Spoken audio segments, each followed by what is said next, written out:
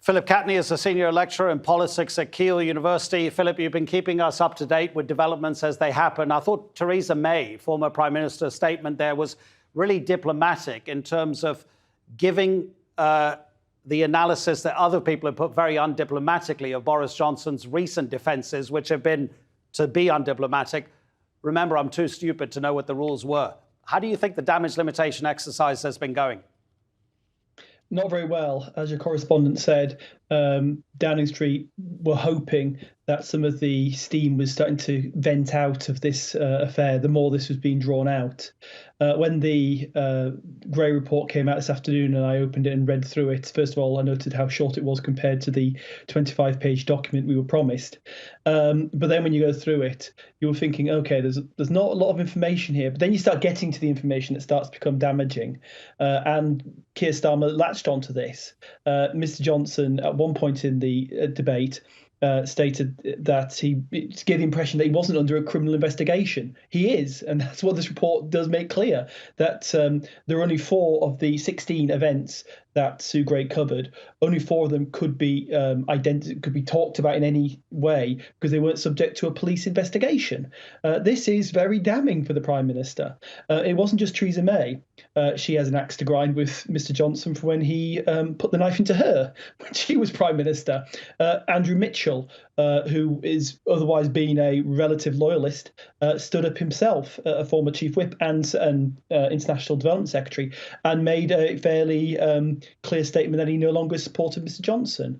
An MP very close to where I live in Newcastle-under-Lyme, Aaron Bell, gave a very emotional, very powerful statement about how he felt like he was a fool for having listened to Mr. Johnson and the regulations. So the idea that this was a way of trying to show he had support in the Conservative Party, as your correspondent said, the Conservatives were muted. The opposition were on the attack. Mr. Johnson's defences, as they went into the second hour, became shorter and shorter and more of the order of, well, I'll plead the Fifth Amendment, as they say in America, and I'll wait for my court appearance, which is a strange position to be taken as a Prime Minister.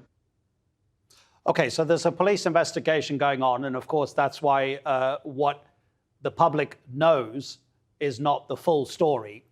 And I just wanted to get your thoughts on Sue Gray saying, I have not made comment on whether individual gatherings were in line with the relevant guidance and regulations in place at the time. OK, so the police will look into whether any laws were broken. But isn't Sue Gray basically saying, what I've investigated really is the attitude of individuals about how people approached the lockdowns as people rather than as lawmakers? Well, yes, Sue Gray is not a prosecutor. She doesn't have that role to start declaring whether people broke the law or not. At one point, Mr. Johnson had a rather strange pop at Mr. Starmer because he used to be the director of public prosecutions. That would make me think he's probably one of the best qualified people in the country to decide, based on some of the evidence that's been presented, but whether there's a prima facie case of there being a breach of the law. But look, the Metropolitan Police have apparently been supplied with over 300 photographs of I can only assume the various events that have been investigated. There are 500 documents gone to the Metropolitan Police. Well, the Metropolitan Police are going to have an awful lot of information at their hands. Now, how much that material will leak?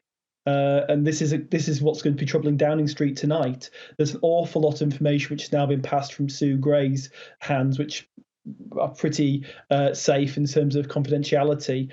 Will the Metropolitan Police hold on to these in an iron grasp in the way that Sue Gray has? Not so sure about that. So we'll have to see what happens from this point onwards. What's happened now is Mr. Johnson will have to wait even longer now. This is going to be a more drawn-out affair. Mr. Johnson has been before his backbenchers, as your correspondent said this evening, in a position of saying, well, look, I almost died of COVID. I understand it. Please give me another chance. Already there are more letters of no confidence going in against him. Already we've had the first resignation from government tonight. A parliamentary private secretary for Michael Gove has resigned. How many more will follow? This is a question for the Conservative Party about how much it can tie itself to a man who has given the appearance of breaking the law. Philip, thank you so much. Really appreciate it. Philip Catney, senior lecturer in politics at Keele University.